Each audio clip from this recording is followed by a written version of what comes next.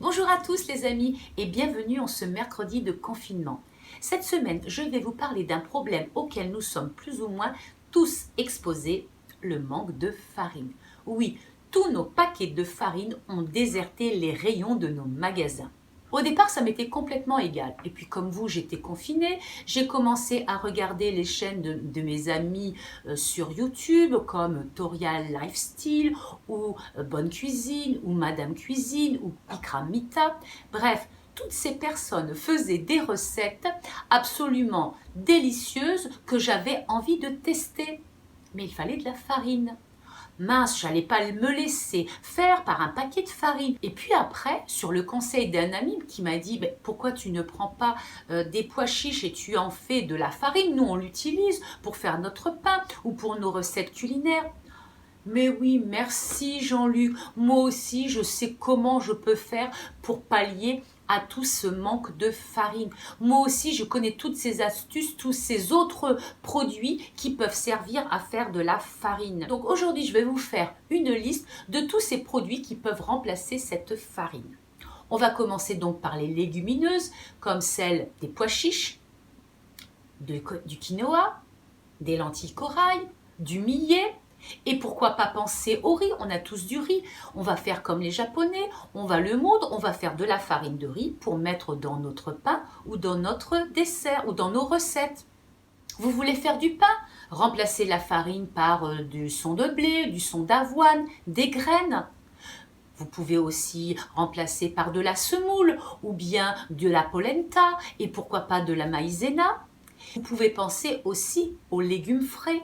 Sachez que vous pouvez utiliser des pommes de terre, des courgettes, des courges et même de l'avocat pour remplacer la farine dans vos préparations. Et pourquoi pas utiliser de la poudre d'amande ou de la poudre de noisette pour remplacer votre farine dans les gâteaux, en faisant attention d'autre part de réduire l'apport de gras, puisque les amandes et les noisettes sont déjà bien grasses. Vous voyez, on peut remplacer la farine par tout un tas de produits. Pour preuve, je vais vous montrer comment j'ai remplacé ma farine par de la farine de quinoa pour faire mon fameux cake au thon. Je vous laisse regarder. J'ai préparé les ustensiles et les ingrédients. Donc 300 g de thon émietté, 10 centilitres de lait plus 10 centilitres d'huile, 3 œufs, un sachet de levure, un plat à mettre au bain-marie, les plats pour préparer, ma recette, ma maryse, mes graines de quinoa parce que évidemment je n'ai pas de farine. Je prends mes graines de quinoa et je vais les placer dans mon robot. Je le mets en route évidemment et il en sort une belle farine assez colorée puisque dans le quinoa il y en a des blanches, des petites graines blanches et des petites graines noires. Ça fait une jolie couleur. Je vais donc récupérer mes 100 g pour faire mon cake et le voici. À vous maintenant de regarder ce que vous avez dans vos placards. Avez-vous des lentilles corail, du riz, des pois cassés, des pois chiches? Réduisez-les en farine et testez-les dans vos recettes.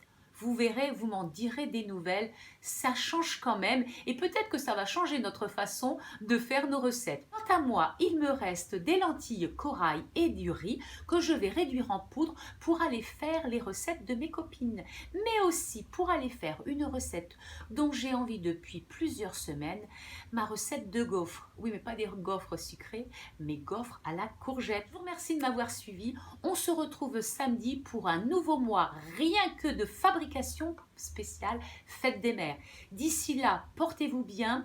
Encore quelques jours avant peut-être le déconfinement. Soyez zen, soyez cool, souriez, maquillez-vous en bleu et en rose comme moi pour empêcher la grisaille ambiante de vous atteindre. À tout bientôt.